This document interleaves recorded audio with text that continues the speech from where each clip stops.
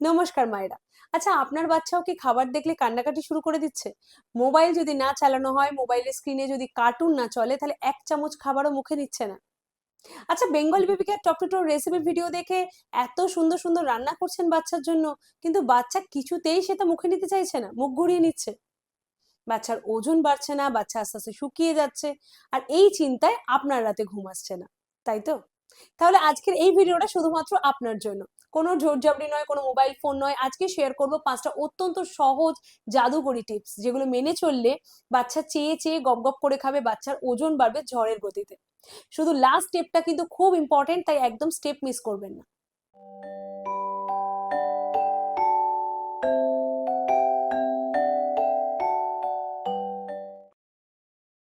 High friends, Bengali baby care top to টোতে আপনাদের সকলকে স্বাগত।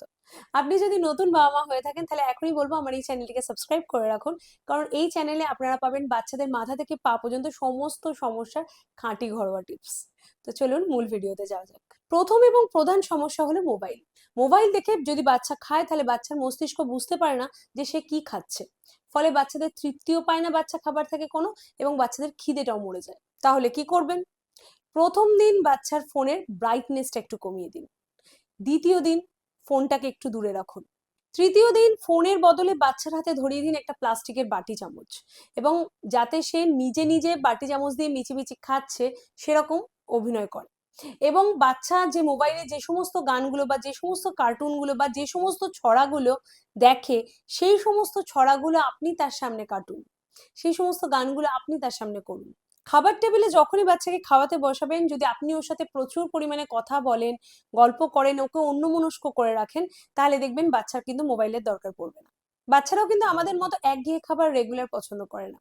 বাচ্চাদের ওই রেগুলার এক সুজি, একই খিচুড়ি যদি দেন, বাচ্চারা কিন্তু খেতে চাইবে না। তাই খাবারে রং আনুন। রং আনুন বলতে আমি কিরম বলতে চাইলাম, যেমন ধরুন যে কোনো সবজি দিয়ে যে কালারের খাবার বানানো যায়, যেমন ধরুন আমি বলছি গাজর, গাজর দিয়ে আপনি হালুয়া বানিয়ে দিতে পারেন, গাজরের তরকারি একটু লালচে লালচে করে বানিয়ে দিতে পারেন, বিট দিয়ে একটা রঙিন তরকারি বানাতে পারেন, বা ধরুন পালং শাক দিয়ে আপনি পালং পনির বানাতে পারেন। অমলেট যদি বাচ্চার জন্য বানান, সেটাকে বিভিন্ন শেপ করে কেটে দিন, বা যে খাবারটা দিচ্ছেন সেটাকে একটু অন্যরকম ভাবে কালারফুল করে সাজিয়ে দিন। বাচ্চা যখন 8 মাস হয়ে যাবে, বাচ্চাকে তো আস্তে আস্তে ফিঙ্গার ফুড দিতে পারেন। তো একটু লাল আপেল হাতে ধরিয়ে দিন, সেদ্ধ আলু ধরিয়ে দিন, একটা গাজর সেদ্ধর টুকরো ধরিয়ে দিন। বাচ্চারা রং বেরঙের খাবার ভীষণ পছন্দ করে। বাচ্চাদের খাবার থালাটা যদি সুন্দর করে সাজিয়ে দেওয়া হয়, তাতে বাচ্চাদের খাবার ইন্টারেস্ট কিন্তু আরো দ্বিগুণ হয়ে যায়। এবং নিজেরা যখন খেতে হাতে ধরে খেতে পারে, তখন তাদের আনন্দ অনেক বেশি হয়। দেখবেন বাচ্চার হাতে একটা বিস্কুট ধরিয়ে দেবেন, বাচ্চারা নিজে খাওয়ার আনন্দ কিন্তু তখন খুব বেশি থাকে। কিন্তু মা যখন খাওয়াতে যায়, তখন কিন্তু সেই বাচ্চাটাই খেতে চায় না। তাই তার হাতে ফিঙ্গার ফুডটা ধরিয়ে দিন। আমি আমার মেয়ের ক্ষেত্রে একটা জিনিস করতাম, আমি যেরকম খাবার রেডি করতাম, এক বাটি রেডি করতাম, প্লাস আমার মেয়ের হাতে যে কোনো একটা জিনিস খাবার ধরিয়ে দিতাম। একটা গাজর সেদ্ধ ধরিয়ে দিলাম, ও নিজে নিজে অল্প অল্প করে ওটাকে চুষে চুষে খেতে থাকতো। আবার মাঝে মাঝে আমি আমার খাবারটা চামচে করে ওর মুখে ঢোকাতাম। এইভাবে ট্রাই করে দেখবেন, উপকার পাবেন। যেমন ধরুন আমি আমার বাচ্চাকে মাঝের মধ্যেই বিকেলবেলায় রং বেরঙের সবজি দিয়ে বানিয়ে দিই পাস্তা। কারণ আমি পাস্তা খেতে খুব পছন্দ করে। আর বাচ্চাদের জন্য পাস্তা বানিয়ে দেওয়ার সময় একটু কিন্তু আমাদের সতর্ক থাকতে হবে। আমি যেমন আমার মেয়ের জন্য বেছে নিয়েছি দিশানুর এই ফুসিলি পাস্তাটা। কারণ এটি 100% দুরুম হুইট সেমোলিনা দিয়ে তৈরি, যাতে আছে ভরপুর প্রোটিন এবং কোনো কোলেস্ট্রল, ট্রান্স ফ্যাট বা প্রিজারভেটিভ নেই। পাস্তা কিন্তু একদম ঝরঝরে রাখতে সেদ্ধ করার সময় আমি সামান্য নুন আর হাই স্মোকিং পয়েন্ট যুক্ত হালকা হালকা ফ্লেভারের দিশানোর এক্সট্রা লাইট অলিভ অয়েলটা আমি এর মধ্যে ব্যবহার করি, যেটা রোজকার ইন্ডিয়ান কুকিং এর জন্য একদম দারুণ।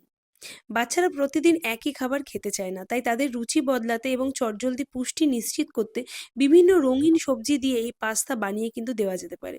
এতে পাস্তাটি দেখতেও যেমন কালারফুল হয়, সেরকম সবজির সমস্ত পুষ্টিগুণও কিন্তু বাচ্চার শরীরে পৌঁছে যায়। তাই আমি এটা খুব পছন্দ করি। অনেক মায়েরা একটা জিনিস ভুল করেন, যে বাচ্চা সকালে খেলো না বেলে, ঠিক তার 1 ঘন্টার মধ্যেই কিন্তু বাচ্চার পিছনে দুধ বিস্কুট নিয়ে দৌড়ায়। এটা কিন্তু একদম করবেন না। দুটো বড় খাবারের মাঝখানে অন্তত 2.5 থেকে 3 ঘন্টা গ্যাপ রাখুন। এই গ্যাপে জল ছাড়া বাচ্চাকে আর কিচ্ছু খাওয়াবেন না, অটোমেটিক দেখবেন বাচ্চার খিদে পাবে। আমরা কি হয়, বাচ্চা অল্প খেলো বলে পরের সঙ্গে সঙ্গে 1-1.5 ঘন্টার মধ্যে আবার একটা খাবার দিতে থাকে, ভাবি বাচ্চার পেটটা তো আগের বার ভরেনি না। 2.5-3 ঘন্টা পুরো গ্যাপে রাখুন, ওই সময়টা শুধু জল খাওয়ান বাচ্চাকে। অটোমেটিক দেখবেন বাচ্চা যখন খিদে পাবে, পরের খাবারটা বাচ্চা পেট ভরে খাবে, খিদে থেকে খাবে। বাচ্চার ওজন যদি ঠিক মতো বাড়াতেই হয়, তাহলে একগাদা খাবার নয়, বরং পুষ্টিকর উপাদানের প্রয়োজন। বাড়িতে পারলে বাচ্চার জন্য ঘি তৈরি করুন। আর বাচ্চা যখন সুজি খাচ্ছে বা খিচুড়ি খাচ্ছে বা ম্যাশড পটেটো মানে আলু সেদ্ধ মাখছেন বাচ্চার জন্য, তখন তার মধ্যে এই ঘরে বানানো ঘিটা একটু মিশিয়ে দিন। বাচ্চার বয়স যদি 1 বছর হয়ে গিয়ে থাকে তাহলে বাচ্চার খাবারের মধ্যে ড্রাই ফ্রুটস পাউডার মেশাতে পারেন। ড্রাই ফ্রুটস পাউডার বাড়িতে বানিয়ে রাখবেন। এরকম পুষ্টিকর উপাদান বাচ্চার খাবারে মেশালে কিন্তু ভালো করে খেয়াল করে দেখবেন, বাচ্চা যদি অল্পও খায় বাচ্চার কিন্তু সম্পূর্ণ পুষ্টি শরীরে ঢুকছে, সম্পূর্ণ ক্যালোরি ঢুকছে, ফলে দ্রুত কিন্তু বাচ্চার ওজনও বাড়বে। এবার আসি আসল কথায়। বাচ্চা যদি একই জায়গায় বসে সারাদিন টিভি দেখছে, সারাদিন মোবাইল দেখছে, তাহলে দেখবেন সেই বাচ্চার এনার্জিও লস হবে না, বাচ্চার খিদেও পাবে না। মা বাবাদের একটা কথা থাকে যে আমার বাচ্চার খিদেই পায় না। কেন পায় না তার পিছনে কারণটা দেখবেন, বাচ্চা নয়তো সারাক্ষণ বসে মোবাইল দেখে যাচ্ছে বা টিভি দেখে যাচ্ছে, তার এনার্জি লস হচ্ছে না।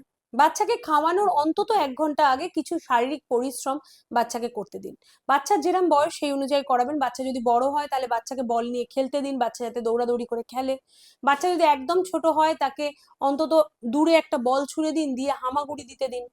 এই যে দৈহিক পরিশ্রমটা বাচ্চা করবে খাবার 1 ঘন্টা আগে, এতে বাচ্চার খিদে পাবে। একটা জিনিস মনে রাখবেন, যে বাচ্চা যত বেশি চঞ্চল, যত বেশি দৌড়াদৌড়ি করবে, যত বেশি হাঁটাহাঁটি করবে, যত বেশি খেলাধুলো করবে, সেই বাচ্চার কিন্তু খাবার তাড়াতাড়ি হজম হবে এবং সেই বাচ্চার কিন্তু পেটে খিদে তৈরিও হবে।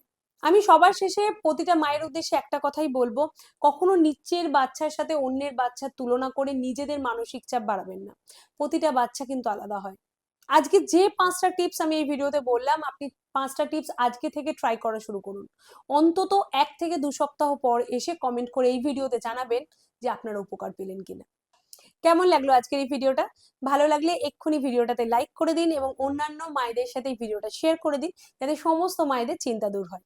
আমাদের একটা ডেইলি ব্লগ চ্যানেল আছে যেটার নাম হচ্ছে হ্যাপি উইথ অ্যামি। অবশ্যই বলবো সেই চ্যানেলটিকেও সাবস্ক্রাইব করে রাখুন দেখতে হলে।